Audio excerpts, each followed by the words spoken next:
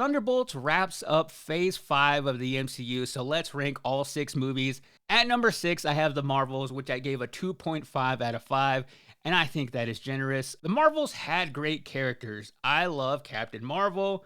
I don't love the story, anything with the Skrulls, anything that has anything to remind me of Secret Invasion. Just take it away. It's like if you burned a pizza in the oven and you're like, I can salvage this thing, I can eat around it, I can pick out the parts that aren't that burnt.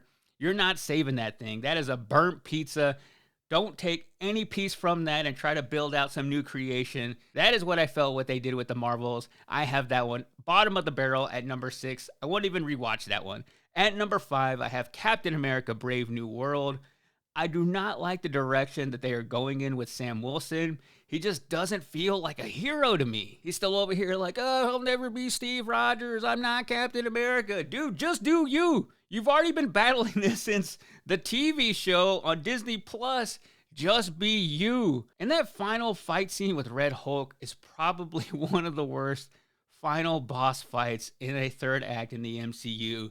That was pretty bad. I gave it a 3 out of 5. At number 4, Ant-Man and the Wasp, Quantumania, which I gave a 3.5 out of 5. I don't think this movie and the entire Ant-Man series deserves all of the hate that it gets. My biggest problem with Quantumania is now that it feels like it's going nowhere, with the whole Kang storyline being scrapped. Everything that movie set up, although I do feel like the entire third act and final battle in that movie was kind of a slap in the face to Kang to begin with. So in one sense, I am kind of happy that they're not carrying on with that, because if what happened to him in Quantumania was a sign of things to come, I don't think he was ever going to be that Thanos level threat that we're looking for now. So Quantumania is at number 4. At number 3, Deadpool and Wolverine, which I gave a 4.5 out of 5.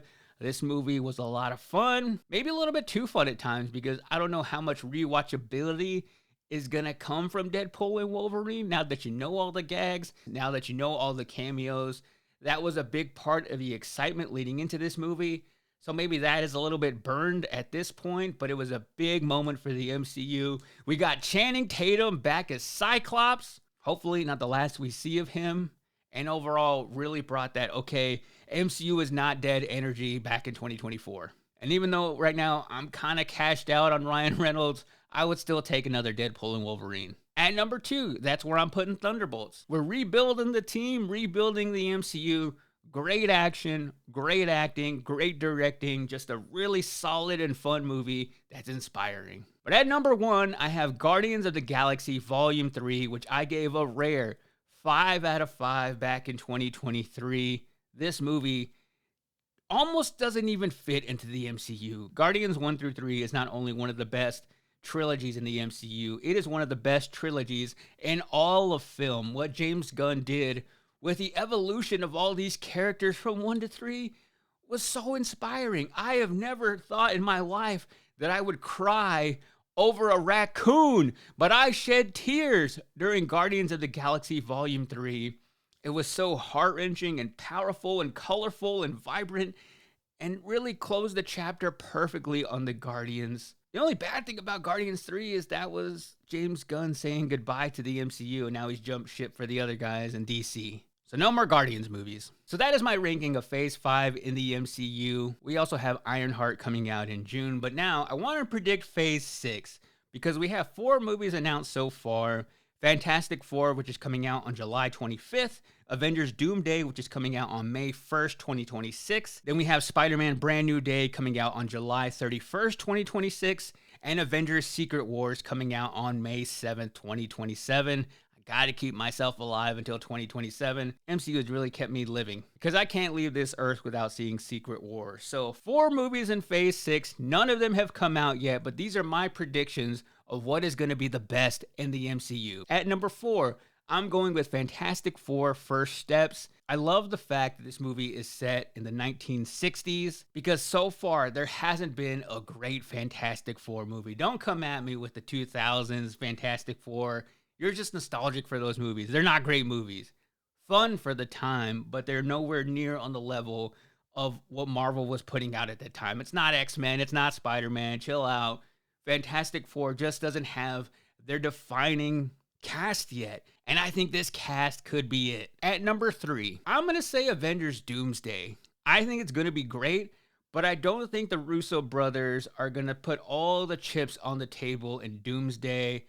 I think this is going to be a big building movie. We are getting Robert Downey Jr. as Doctor Doom in this movie. That is going to be the main focal point.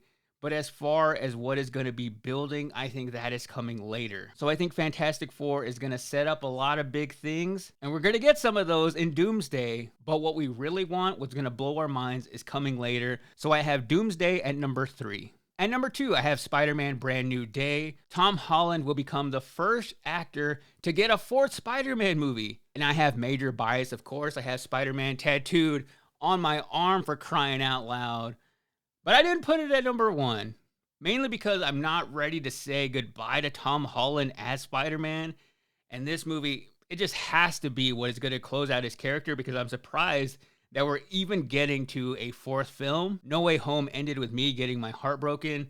So I can only imagine what is going to happen with this character in Brand New Day. And I'm hoping that all those post-credit scenes with Tom Hardy, we are going to get Venom in the MCU. If not, I'm rioting. But Spider-Man Brand New Day at number 2. At number 1, I have Avengers Secret Wars. I think this is where all the good stuff is going to be. I think they're going to bring back old Avengers, because we saw some things teased in Deadpool and Wolverine. What was Thor crying at? If you have read the Secret Wars comics, what happens is all the superheroes disappear from Earth. They get sent to this planet and essentially are all pitted against each other. So you have the X-Men fighting the Fantastic Four, fighting a version of the Avengers, and I think that is what we are building up to. It is my favorite run in comics history. I have Secret Wars number 8 on this wall for that reason. But yeah, the first appearance of the symbiote Spider-Man in that issue, they have to work that into this movie. I mean, you have Hulk, Captain America, Cyclops, Wolverine, Galactus. All the characters are in Secret Wars. So that is what they are building up to. So for me, Secret Wars is going to have that endgame level hype, and hopefully on that same quality. So that is my ranking of movies that haven't even come out yet. At number 4, Fantastic Four. 3, Doomsday. 2, Spider-Man Brand New Day. And at 1, Avengers Secret War. Everybody listening, I hope you're all alive with me on May 7th, 2027, so we can see this thing through.